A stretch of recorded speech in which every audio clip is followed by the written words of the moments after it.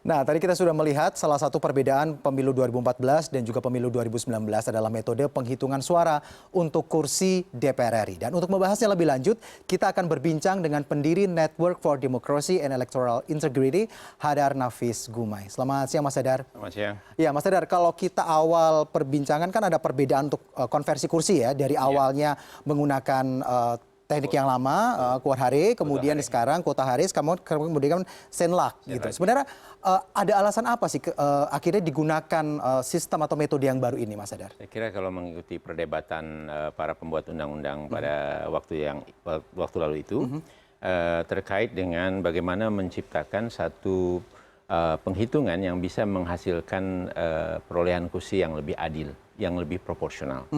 Nah, sistem kita ini kan sebetulnya sistem pemilu yang proporsional. Dengan daftar calon terbuka, tapi intinya adalah proporsional. Karenanya hasil penghitungannya haruslah nanti tercipta proporsionalitas yang lebih baik. Oh gitu. Nah, jadi argumentasinya saya kira utamanya yaitu pada mencapai proporsionalitas yang lebih tinggi. Jadi dengan sistem yang baru ini, keunggulannya kalau boleh disimpulkan bahwa akan lebih tercipta proporsional yang lebih baik begitu? Ya. Oke, sehingga mungkin kalau partai-partai yang lama, waktu sistem lama Kota Hari itu, partai-partai kecil istilahnya, pada waktu itu meskipun dengan pemilih yang sedikit, ada kemungkinan kan mereka masih mendapatkan kursi begitu ya. Tapi dengan sistem yang baru ini akan sedikit kesulitan gitu, partai kecil ini untuk mendapatkan suara. Kurang lebih demikian ya, kalau kita lihat secara menyeluruh. Walaupun potensi itu kan bisa saja sepanjang semua partai itu melampaui 4% dan dia punya pengumpulan suara yang cukup bisa di dapil-dapil tertentu mungkin akan dapat juga kira-kira begitu. Karena penghitungan ini di dalam dapil per dapil. Dapil per dapil. Oke.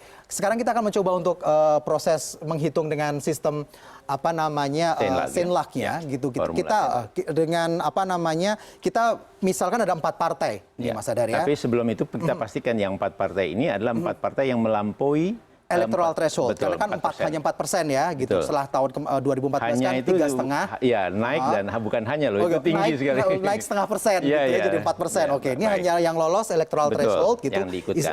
Diikutkan sehingga partai yang tidak lolos ini tidak kita hitung begitu. Kemudian di sini akan kita bagi, itu menjadi kita bikin 3 tabel aja gitu. Kalau 4 nanti terlalu panjang begitu. Walaupun hati-hati bisa jadi angkanya turunnya didapatnya di 4. Tapi itu catatan juga. Kita catat juga. Kali ini kita akan mencoba untuk memperebutkan 5 kursi. Baik, di dapil ini ada 5 kursi ya. Di dapil ada 5 kursi begitu ya, dengan dibagi N1, N2, N1, N3 dan juga N5.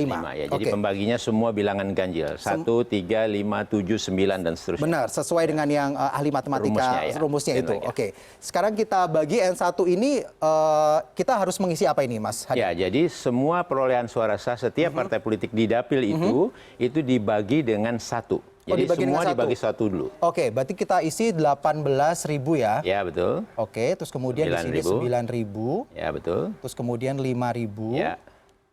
Terus ini 3.500. Ya. Oke. Nah, terus kemudian N3-nya berarti otomatis akan kita bagi menjadi 3 lagi. Betul. Dan yang dibagi adalah suara asli sahnya. Oh, suara bukan asli. Yang ini. Bukan yang ini. Oke, suara asli. Kemudian kalau kita bagi 3, di sini ada 6.000. Ya. Terus kemudian di sini ada 3.000. Ya. Ini ada 1.666, ini 1.166. Oke. Gitu. Terus kemudian tabel selanjutnya kita bagi 5. Bagi 5. Jadi bagi 5. Kembali yang asli suara sah masing-masing partai politik dibagi 5. Oke, kita bagi 5. Kebetulan saya sudah menghitung, Mas Hadar. Oh, terima kasih. Jadi kita nggak usah. Supaya tidak keliru kita ya. Supaya tidak keliru ya. Betul. Oke.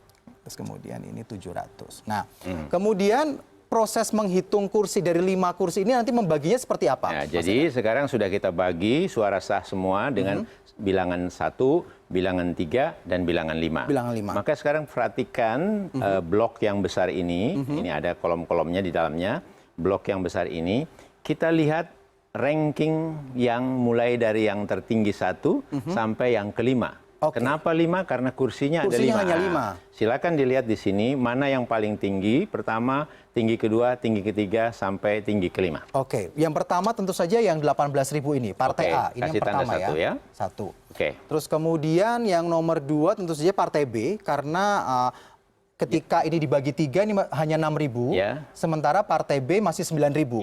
Berarti ini dapat kursi nomor 2 ya? Saya usul, jangan lihat partainya, lihat saja di sini. Oh, lihat angkanya Pertama, saja. kedua, ketiga, 4, 5. Oke, terus kemudian angka ketiganya tetap saja yang ini. Ya, 6.000 yang ketiga ya. 6.000. Oke, kemudian terus yang keempat. Kemudian yang keempat ini 5.000 gitu ya. Betul ya. Ini oke, 3.500. Oke, 3.500. Kemudian yang terakhir, yang kelima. Terakhir kelima adalah ini 3.600. Oke.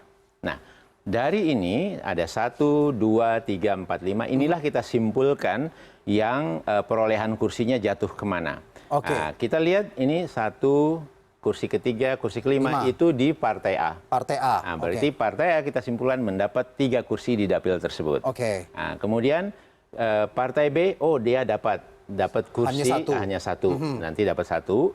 Kemudian Partai C ternyata juga ada 1, dia dapat 1. Jadi 3, 1, 1 itu totalnya 5 kursi. Jadi 5 kursi telah terbagi kepada partai yang 3 tadi. Nah, oke. Ini misalnya Partai A sudah dapat 3 kursi. Sementara dari misalnya dari daftar partai tersebut, tentu saja kan ada nomor 1 dan ada beberapa caleg begitu ya. Cara caleg ya. Yang masuk dapil tersebut. Lalu bagaimana? Apakah menentukannya berdasarkan jumlah suara atau seperti apa, Mas Hadar? Jadi penghitungan hasil pemilu itu terbagi 2. Kita bicara pertama penghitungan perolehan kursi. Praktis sudah selesai dengan metode Senlak yang baru ini, yaitu Partai A dapat 3 kursi, Partai B 1 kursi, Partai C 1 kursi. Yang kedua adalah isu penetapan calon terpilihnya. Nah, jadi untuk punya calon terpilih, setiap partai harus punya kursi yang didapat. Partai A punya 3 kursi kan? Maka siapa yang mengisi 3 kursi ini tentu berdasarkan perolehan suara terbanyak di calegnya. Oke. Ya, jadi partai ini kan punya sejumlah caleg di dapil ini kan? Nah, karena dia punya 3 kursi, maka yang memperoleh suara terbanyak pertama mendapat 1 di kursi pertama. Kursi pertama. Ya. Kemudian yang memperoleh suara terbanyak kedua, kursi yang keduanya. Kemudian yang mendapat suara terbanyak ketiganya, kursi ketiganya. Caleg yang lain, mohon maaf tidak dapat kursi. Karena memang jatahnya hanya 3 saja. Betul, gitu karena partainya dapat 3. Cuma dapat 3. Kemudian partai ini karena cuma dapat 1, maka yang satu-satunya caleg di antara caleg yang diajukan di dapil ini oleh Partai B, yang suara terbanyak, maka akan mengisi kursi yang 1 diperolehnya gitu. Oke, hal yang sama juga akan terjadi di Partai C. Ya. Oke, lalu kemudian bagaimana dengan misalnya memang cuma hanya 5 kursi gitu ya, teman. Sementara yang lolos threshold gitu 4 partai. Lalu partai keempatnya bagaimana, Mas Hadar? Partai keempat untuk di dapil ini dia tidak dapat. Tidak dapat. Ya, karena kan dihitung per dapil. Persaingan itu sebetulnya akhirnya di dapil-dapil. 4% memang total nasional untuk DPR ya. Nah, kemudian ya nanti bagaimana dengan dapil lain? Kita ketahui bahwa pemilihan anggota DPR itu dapilnya ada sekarang 80.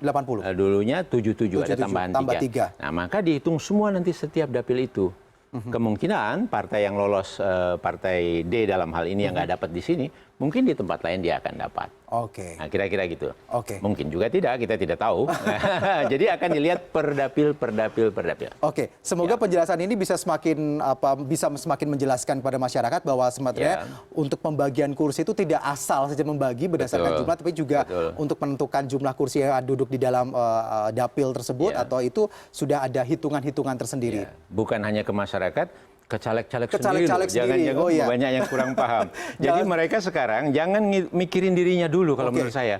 Bagaimana mendapatkan kursi dulu? Kursi itu kan harus rame-rame di dalam satu partai. Karena harus total, jumlah total di dapil tersebut. Jadi kalau mikirin sendiri, mungkin dia tinggi, tapi secara total mungkin partainya tidak mencapai 4%, bisa begitu juga kan? Nah, jadi saya kira itu catatannya untuk juga caleg, juga peserta pemilu kita.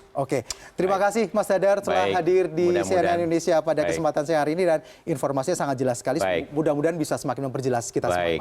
Mudah-mudahan bermanfaat. Terima kasih.